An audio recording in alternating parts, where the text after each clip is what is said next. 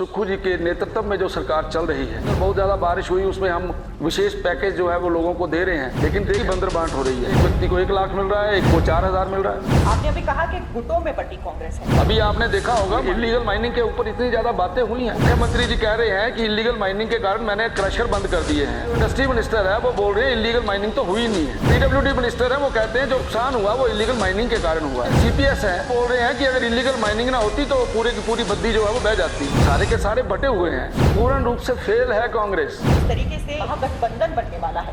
आप उस गठबंधन की बात कर रहे हैं, पूर्ण रूप से भ्रष्टाचार से संलिप्त है। दर्जनों नेता जमानत के ऊपर हैं। नमस्कार, मैं हूं गीता ठाकुर और आप देख रही हैं नेशन स्पीक। आज हिमाचल प्रदेश की राजधानी शिमला से जिस नेता की आपसे मुलाकात करवाने जा रहे हैं वो नेता भाजपा के एक फायर ब्रांड नेता है। इससे पहले कार्यकर्ताओं से जुड़े हुए हैं, जमीनी स्तर पर काम करते हैं, अपनी बेबाकी के लिए जाने जाते हैं, अपने बयानों को लेकर अक्सर ही चर्चा में बने रहते हैं। और फिलहाल इससे पहले वो हिमाचल प्रदेश भाजपा में पूर्व में मंत्री रह चुके हैं और फिलहाल जसवा परागपुर से विधायक हैं। अभी तक की विशेषताएं शायद आपको ये बता चुकी होंगी कि मैं किसके बारे में बात कर रही हूँ विक्रम ठाकुर की। सर, बहुत बहुत स्वागत है आपका नेशन स्पीक। धन्यवाद, आपका धन्यवाद जी। सर, शुरुआत हम हिमाचल प्रदेश में जो सत्र चल रहा है, मानसून सत्र, उसी से कर लेते हैं। फिलहाल मानसून सत्र में उम्मीद थी कि आपदा में कोई बड़ी राहत देखने को मिले प्रदेश में, या कुछ बेहतर देखने को मिले, बेहतर प्रणाली देखने को मिले, लेकिन अभी तक ऐसा नहीं हो पाया। हर दिन हंगामा देखने को मिल रहा है, वॉकआउट देखने को मिल रहा है। इसे लेकर क्या कहेंगे? हिमाचल प्रदेश एक बहुत बड़ी त्रासदी से गुजरा है और उसे देखते हुए हम लोगों ने पहले ही दिन इस विषय पे ये बात की थी कि सारे काम बंद करने के बाद इसको शुरू किया जाए और इसके ऊपर डिस्कशन की जाए, सार्थक बात की जाए और ये जो आपदा आई है इससे कैसे बचा जा सकता है फ्यूचर में, इन सारी चीज़ों की तरफ ध्यान दिया जाए। और ये पिछले 3 दिन से डिस्कशन चली है और मुझे इस बात का दुख भी है कि हिमाचल प्रदेश में आदरणीय श्री सुखविंदर सिंह सुक्खू जी के नेतृत्व में जो सरकार चल रही है, अगर आप पिछले 3-4 महीने का जिन महीनों के अंदर ये आपदा रही है, आप देखेंगे भी कई तरीके की बातें नई निकल कर आई हैं। कहीं कहा जाता है कि जिन दिनों के अंदर बहुत ज़्यादा बारिश हुई उसमें हम विशेष पैकेज जो है वो लोगों को दे रहे हैं, लेकिन देखने में ये भी आ रहा है कि एक व्यक्ति को 1 लाख मिल रहा है, एक को 4000 मिल रहा है। तो वहाँ पर भी एक तरीके की बंदर बांट हो रही है। और उसके साथ साथ ये हर समय ये बात कहना कि सेंटर जो है वो हमारी मदद नहीं कर रहा, वो भी गलत है। और सेंटर में आपको अभी भी पता होगा 2 दिन पहले हमीरपुर के अंदर सेंटर की टीमें दौरा कर रही हैं। जब तक यहाँ से पूरे का पूरा विश्लेषण होकर नहीं जाएगा वहाँ से पैकेज कैसे आएगा? ये है नहीं है कि आप या ट्रांसफ़र कर देंगे पैसे को बिना किसी उसके। इसलिए मुझे ऐसा लगता है कि सरकार को बिल्कुल अच्छा माहौल बनाकर केंद्र सरकार में भी बात करनी चाहिए। जहाँ तक हमारी बात है, भारतीय जनता पार्टी की बात है, हम सरकार के साथ खड़े हैं इस विषय के ऊपर और हम ये चाहते हैं कि ज़्यादा से ज़्यादा पैसा जो है वो केंद्र सरकार से मिले। जी, जिस तरीके से आपने कहा कि अभी तक आरोप लगते आ रहे हैं और सही तरीके से जो है ना ही मदद हो पाई है, तो अगर साफ शब्दों में ये कहना हो तो क्या आप मानते हैं कि हिमाचल प्रदेश की ये सुखविंदर सिंह सुक्खू की सरकार आपदा को लेकर, आपदा से बाहर निकलने में सुनिश्चित है या नहीं? मैं ये मानता हूं कि चाहे हम लोग हैं चाहे सत्ता के लोग हैं, हर कोई ये चाहता है कि आपदा से हम निकलें और उसके लिए हम सब लोगों को इकट्ठे होकर इस सारे विषय के ऊपर काम करना चाहिए। आपदा के समय में राजनीति करना कोई बड़ी अच्छी बात नहीं है, लेकिन आप सरकार चला रहे हैं, सरकार चलाते चलाते डिसीजन तो आप लोगों ने लेने हैं। मैंने किस दिशा में जाना है, अभी आपने देखा होगा माइंस इसकी इलीगल माइनिंग के ऊपर इतनी ज़्यादा बातें हुई हैं। अब इलीगल माइनिंग के अंदर माननीय मुख्यमंत्री जी कह रहे हैं कि इलीगल माइनिंग के कारण मैंने क्रशर बंद कर दिए हैं और जो इंडस्ट्री मिनिस्टर है वो बोल रहे हैं इलीगल माइनिंग तो हुई नहीं है। और जो पीडब्ल्यूडी मिनिस्टर है वो कहते हैं जो नुकसान हुआ वो इलीगल माइनिंग के कारण हुआ है। और जो आपके सीपीएस हैं वो बोल रहे हैं कि अगर इलीगल माइनिंग ना होती तो पूरे की पूरी बद्दी जो है वो बह जाती। तो अब ये इतनी ज़्यादा विरोधाभास कंट्राडिक्शंस हैं। मैं ये कह सकता हूँ कि सरकार के अंदर तालमेल की कमी है, सरकार के अंदर किसी भी प्रकार का आपसी बयानों का विरोधाभास है। और आज की तारीख में भी गुट नजर आते हैं, आप देखेंगे, आपको पता लगेगा, आप देख भी रहे होंगे व्यवहारिक तौर पे गुटों में बटी हुई जो कांग्रेस है। इसलिए मुझे ऐसा लगता है इन्हें सार्थकता के साथ एक तरफ सोचते हुए हम सब लोग, जब हमारा जो टारगेट होगा कि हमें इस जो मुसीबत आई है उससे निकलना है, तभी हम उसको पार कर पाएंगे। जी, आपने अभी कहा कि गुटों में बटी कांग्रेस है, सर ये इशारा किस ओर था? मैं सभी की बात कर रहा हूं, 4 तो नाम मैंने ले दिए आपको। जी, मैंने अभी 4 नाम आपको लिए और ये सारे के सारे बटे हुए हैं।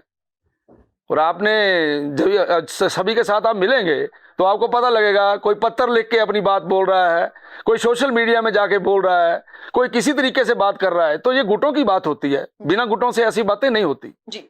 और सर शुरुआत से शुरू करें तो इस कांग्रेस सरकार ने लोगों से खूब सारी उम्मीदें बांधी थी, कई तरह की गारंटीज दी गई थी। 9 महीने का कार्यकाल बीत चुका है, बीच में आपदा आई, लेकिन अभी तक अगर हम 9 महीने के कार्यकाल की बात करें तो क्या आपको लगता है कि खरी उतर पाई है ये कांग्रेस सरकार?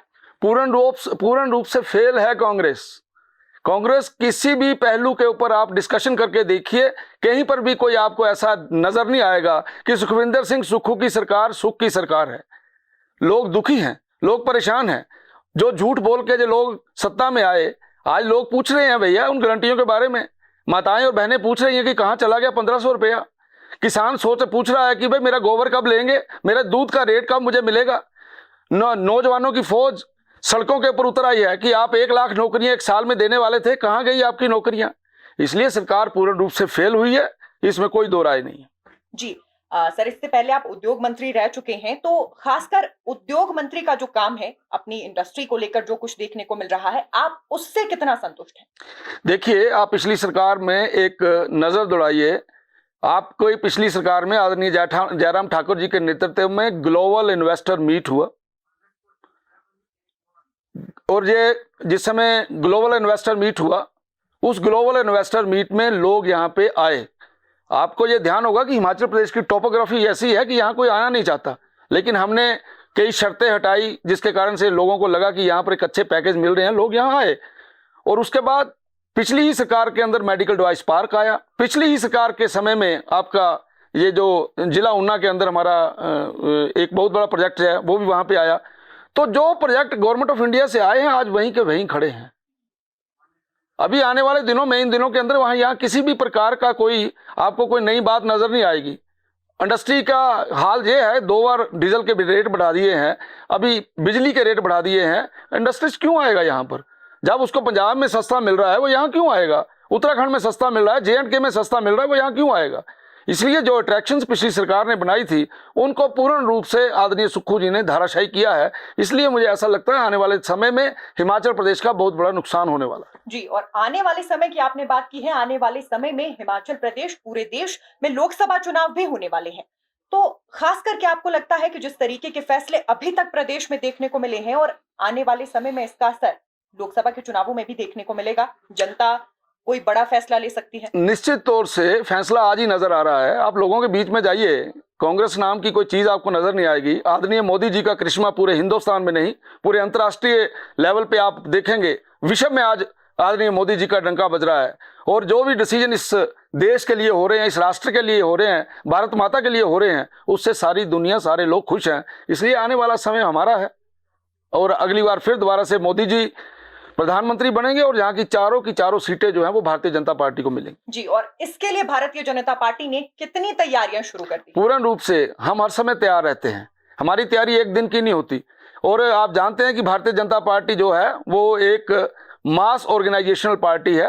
पोलिंग बूथ के ऊपर हमारा कार्यकर्ता काम करता है और हमारा कार्यकर्ता को केवल एक दिन के लिए काम नहीं करता, वो पूरे का पूरे 365 दिन 24 घंटे पार्टी के प्रति समर्पित है और काम करता है। इसलिए मुझे ऐसा लगता है हमारी तैयारी में कोई कमी पेशी नहीं है। और जिस प्रकार का ये तुगलकी फरमान जारी कर रहे हैं वो हमारे लिए और एडवांटेज है और लोग उसके कारण फ्रस्ट्रेट हो रहे हैं। निश्चित तौर से हम ये जो है वो आगे बढ़ेंगे, मुझे ऐसा लगता है। इस बीच कुछ चर्चाएं सर शुरू हुई हैं लोकसभा के चुनावों को लेकर खासकर, और इसमें एक जो चर्चा है वो ये भी है कि जो मंडी लोकसभा सीट है वहां से नेता प्रतिपक्ष जयराम ठाकुर जो है प्रत्याशी हो सकते हैं। इस कयास में, इस चर्चा में कितनी सच्चाई है? हमारी पार्टी में अखबारों में दिए गई टिकटें, लोगों के द्वारा बोला गया, ये ऐसा कुछ नहीं चलता। यहाँ पर सारी की सारी बातें आपस में बैठ के होती हैं और इसलिए ना तो यहाँ पर अभी बोर्ड बैठा है, ना इसका कोई डिसीजन हुआ है। इसलिए मैं इस बारे में कुछ भी नहीं बोल सकता, क्योंकि हमारा एक सिस्टम है, उस सिस्टम के अंतर्गत ही व्यक्ति को टिकट मिलता है और उस टिकट उसी के अंतर्गत वो भारतीय जनता पार्टी के उम्मीदवार के नाते लड़ाई लड़ता है। वो बात आज की तारीख में कहीं भी नहीं। जी, सर, इसके साथ साथ इस बार अगर भारतीय जनता पार्टी की हम लड़ाई की बात करें तो जिस तरीके से एक मजबूत विपक्ष के तौर पर कांग्रेस नजर आती थी, लेकिन इस बार तो एक गठबंधन, महागठबंधन बनने वाला है और वो गठबंधन पूरे ही देश में देखने को मिलेगा, यानी हिमाचल प्रदेश में भी होगा। क्या आपको लगता है कि ये गठबंधन कहीं खुद को किसी भी तरीके से साबित कर पाएगा कि भारतीय जनता पार्टी को किसी तरीके का कोई नुकसान देखने को मिले या खुद को ये गठबंधन मजबूती से सामने रख सके? आप उस गठबंधन की बात कर रहे हैं जो गठबंधन पूर्ण रूप से भ्रष्टाचार से संलिप्त है। आप उस गठबंधन की बात कर रहे हैं जिसके दर्जनों नेता जमानत के ऊपर हैं। आप उस गठबंधन की बात कर रहे हैं जो घोटालेबाजों का जो है वो गठबंधन है। इसलिए सारे लोगों के सामने ये चेहरे लोगों ने देखे हुए हैं, इनकी कार्यशैली देखी हुई है। इसलिए मुझे ऐसा नहीं लगता कि कोई भी किसी प्रकार का कोई करिश्मा होने वाला है। लोगों को पता लग गया है कि अपने आप को बचाने के लिए इस प्रकार का गठबंधन किया है और इस गठबंधन का कोई असर नहीं होगा। तो सवाल ये है, अंतिम सवाल मेरा आपसे रहेगा कि जिस तरीके से सीएम सुखविंदर सिंह सुक्खू सदन में संकल्प लेकर आए हैं, लेकिन विपक्ष के नाराजगी है, नाराजगी के पीछे का कारण क्या है? इसमें किसी प्रकार की कोई नाराजगी नहीं है, केवल और केवल विषय को समझने वाली बात है। वो कहते हैं कि इसको आप एक आपदा घोषित करिए, राष्ट्रीय आपदा घोषित करिए। आप कोई भी गूगल खोल लीजिए, कहीं पर आप पढ़ लीजिए, राष्ट्रीय आपदा का डेफिनेशन ही कहीं नहीं है।